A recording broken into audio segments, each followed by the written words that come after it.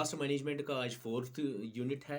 3 units के अलग से मैंने ऑब्जेक्टिव्स भी डाले और 3 यूनिट्स के मैंने टॉपिक्स भी डाल दिए, उनको एलॉबरेट भी किया।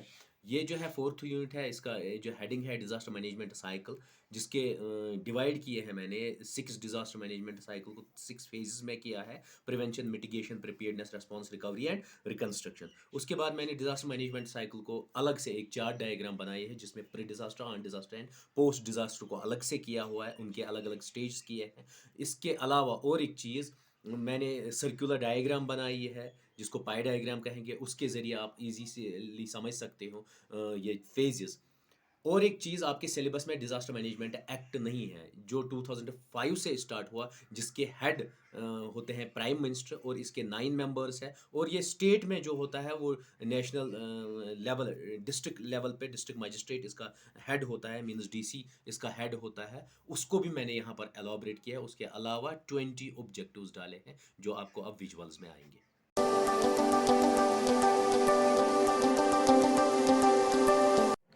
डिज़ास्टर मैनेजमेंट साइकिल, उस साइकिल को कहते हैं, पहले ही मैंने आपको एक्सप्लेन किया है डिज़ास्टर होता क्या है। अब डिज़ास्टर को हम कैसे कंट्रोल करेंगे, मैनेज करेंगे थ्रू प्रॉपर प्रोसेसेस, चाहे वो इंडिविजुअल हो, चाहे गवर्नमेंट हो या कोई सिविल सोसाइटी हो, उसके चंद प्लान्स होते हैं।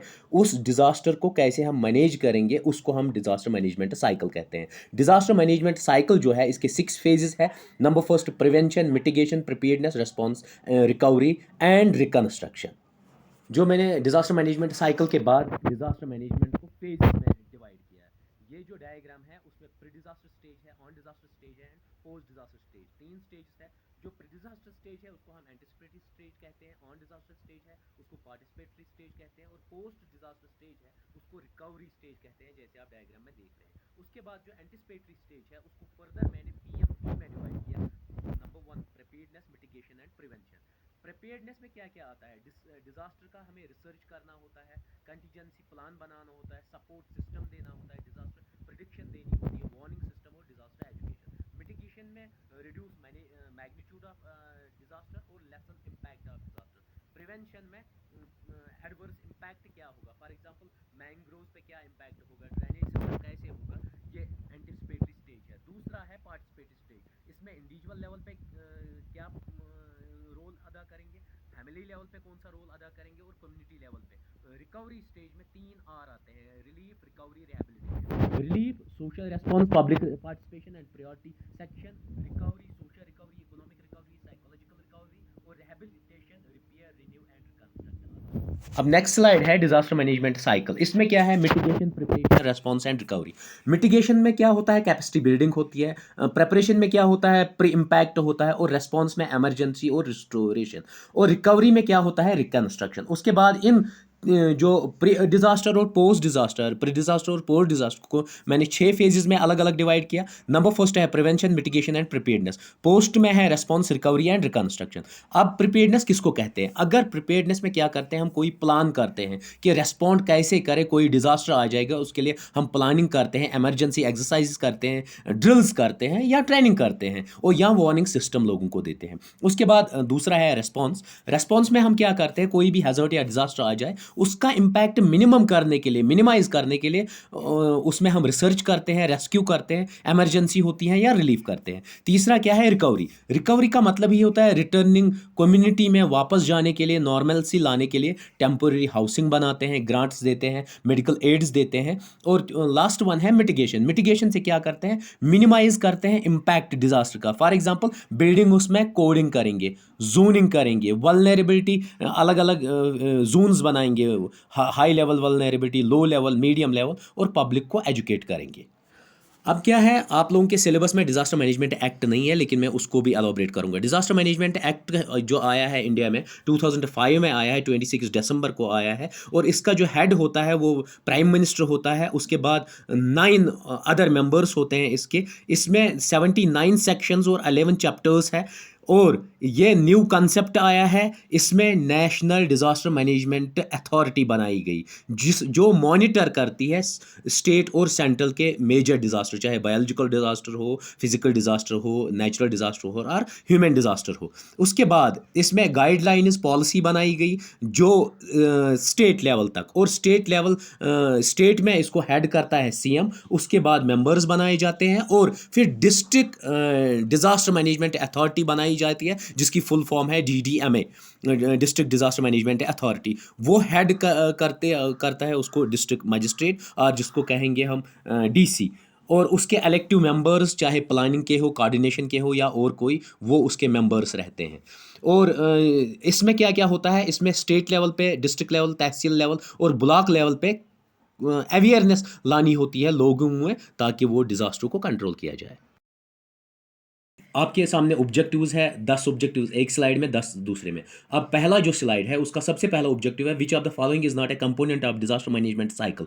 कौन सा कंपोनेंट नहीं है डिजास्टर मैनेजमेंट साइकिल? अगर आपको मैंने पहले ही कहा, मिटिगेशन, रेस्पॉन्स और प्रिपेयर्डनेस साइकिल के एलिमेंट्स है और कंपोनेंट्स है, लेकिन कंस्ट्रक्शन नहीं है। इसका आंसर आएगा डी पार्ट, कंस्ट्रक्शन। दूसरा क्वेश्चन है जीका वायरस।